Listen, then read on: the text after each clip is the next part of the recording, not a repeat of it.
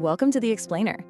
Today, we're diving into something pretty cool: the silent signals that build these incredibly powerful connections. We're talking about the language our bodies speak, long before we even say a single word. All right, so here's the game plan. First, we're going to define this silent conversation. Then, we'll get into the fascinating science behind it. We'll look at the actual proof of its power, learn how you can use it authentically, and then wrap up with the single most important thing to remember. Sound good? Let's go. You know that feeling, right? You're on a great first date, or maybe in a super important job interview, and afterward you think, wow, that just clicked. Or maybe it didn't. Well, a lot of the time, the reason for that lies in a conversation that happened without anyone saying anything at all. Well, there's a name for this, and it's called mirroring. And once you know what it is, you'll start seeing it everywhere. Think about a couple in a cafe, both leaning forward in exactly the same way. Or two coworkers who start nodding at the same time in a meeting. That's not a coincidence. It's a powerful, unspoken signal that a connection is happening. Now, this is a really, really important distinction. Mirroring isn't about being a copycat or a parrot. It's not about just mimicking every little thing you see. It's more about finding a shared rhythm, a kind of synchronicity that tells the other person, hey, we're on the same wavelength. Okay, so what's actually going on inside our heads to make all this happen? What's the science behind it? Let's peel back the layers and look at the neuroscience.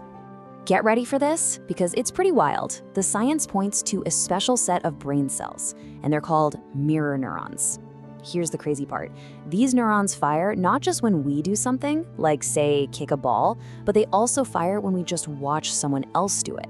It's like our brain is running a simulation of their experience in real time.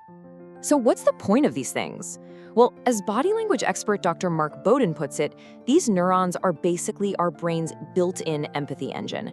They help us literally feel what other people are feeling, creating this incredible sense of a shared experience. This is all fascinating brain science, right? But why should you actually care? How does this stuff really impact your day-to-day life? Well, the benefits are huge, and they're very real. Mirroring is an incredibly powerful way to build rapport and trust. Why? Because when someone sees their own posture or gesture subtly reflected back, their brain registers it as familiar. It basically sends a little signal that says, this person is like me, they get me. And we are just hardwired to trust people we feel are similar to us.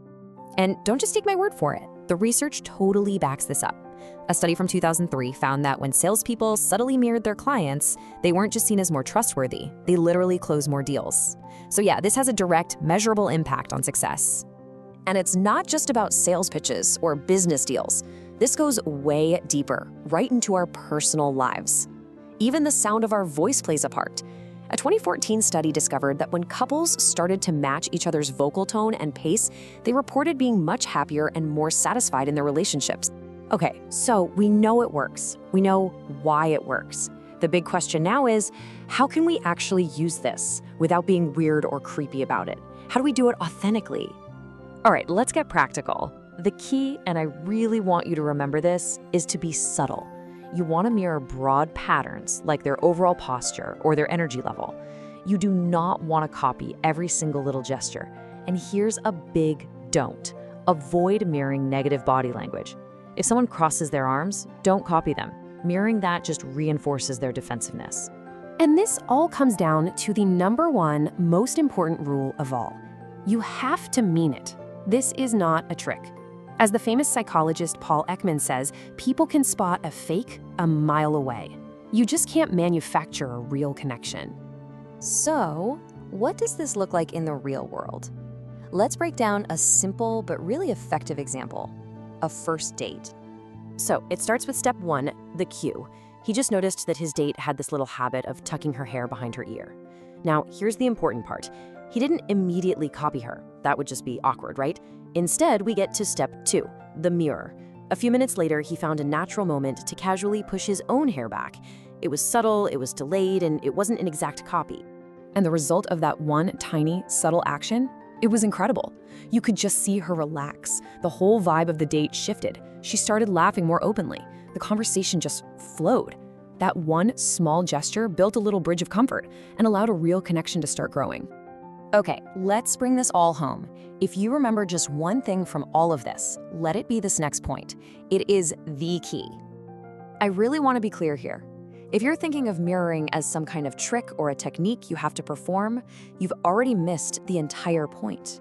It's not about being a puppeteer. It's not a tactic. Authentic mirroring isn't something you do. It's the result of something else. It's what happens naturally when you're genuinely present, when you're really listening, and when you actually have a desire to understand the person sitting across from you. When you focus on that, the mirroring just sort of happens. When you get it right, when it's authentic, you're sending a message without even saying a word. You're saying, I see you, I'm with you, we're connected. So I'll leave you with this.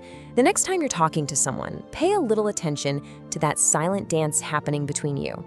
And ask yourself, what kind of silent conversations are you going to start?